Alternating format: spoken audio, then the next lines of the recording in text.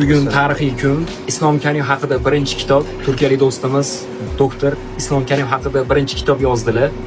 Maqtanishmas bu kitobda birinchisi Tatyana Karimovnada, ikkinchisi esa menda.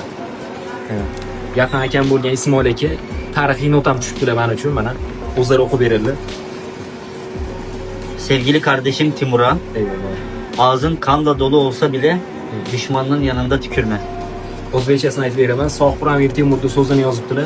Og'zing to'la qon bo'lsa ham dushmaningning oldida tupurma degan so'zni yozibdilar birinchisiga.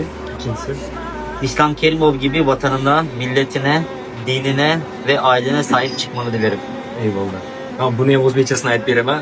Islom Karimov kabi vataningga, millatingga, diningga va oilangga ega chiqishingni tilab qolaman deb mana imzo bilan Islom Karimov haqida birinchi kitob.